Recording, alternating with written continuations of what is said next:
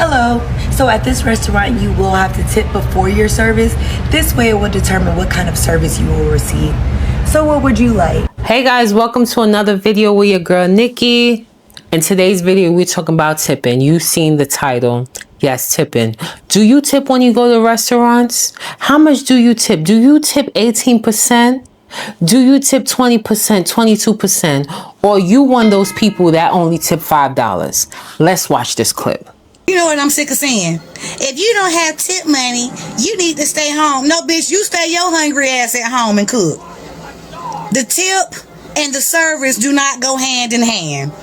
Because I have been a lot of places where the service was shitty and still tipped a decent amount.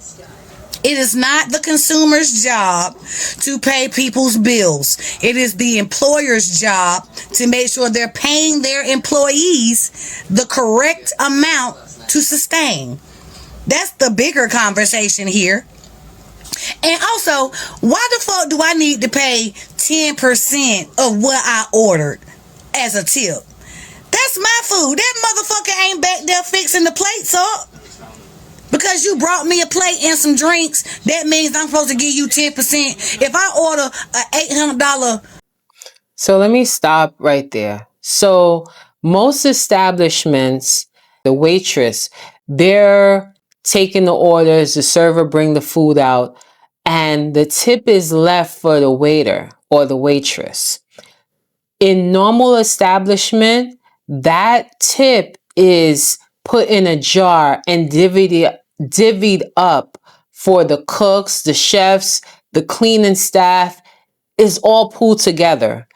Not all establishments do that, but that's practices of like the big chain restaurants where like Red Lobster, for example, Applebee's, because the people that's cooking the food, they don't necessarily get the tips.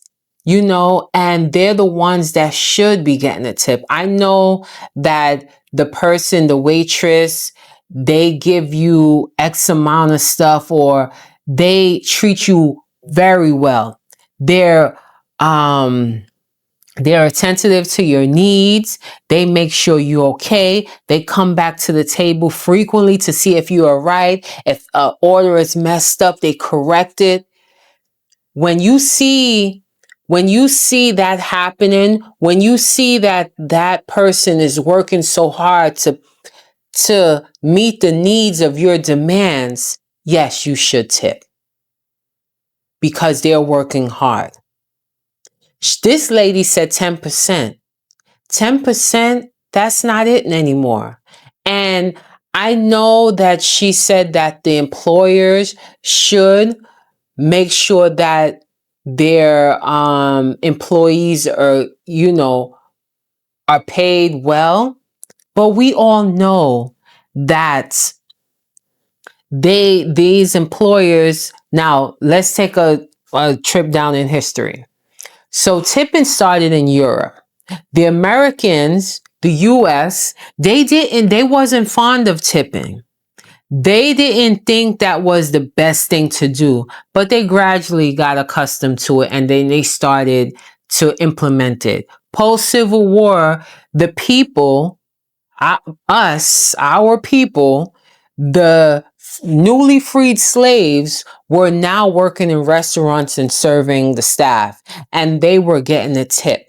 And they were paying them pennies as a salary and basically said your tip's supposed to supplement your salary.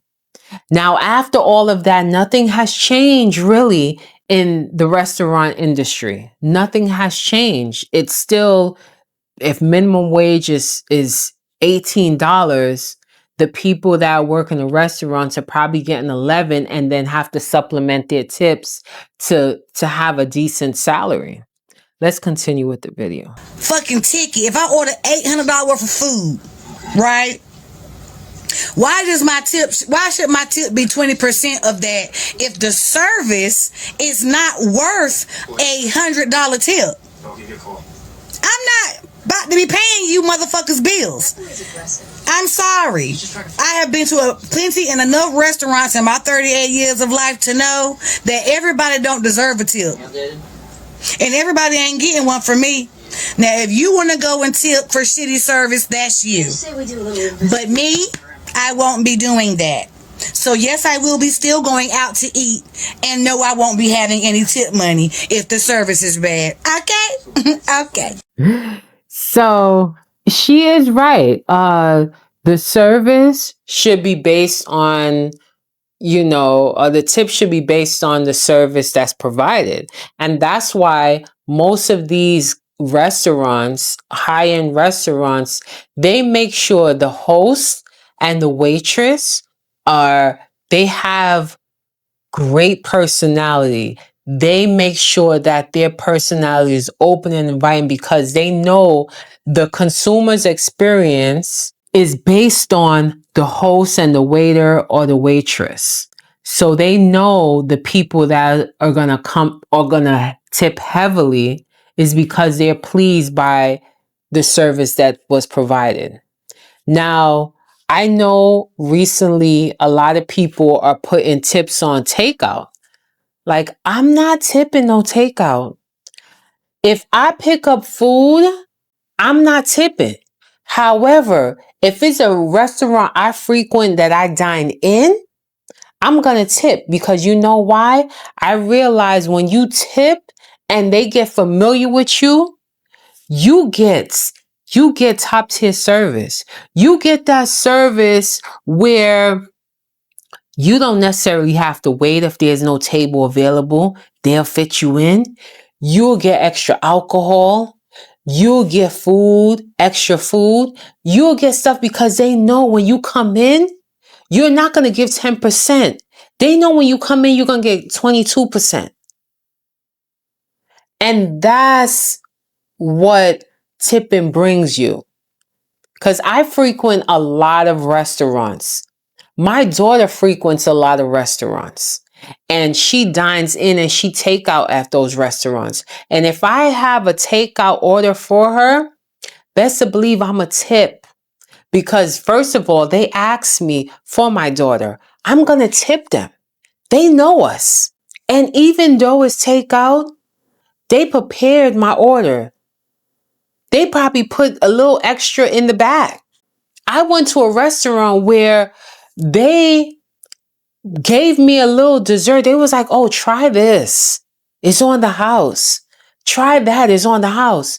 Because they know you. They know that you tip well. And they appreciate you like you appreciate them. So I don't tip for everything. But if I'm getting good service, quality service, I am going to tip. Let me know what you guys think.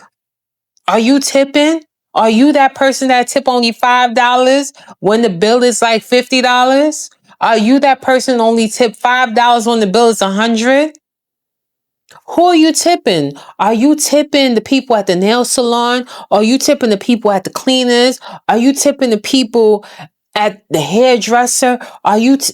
Tell me who you tipping. Comment down below. We got to talk about it.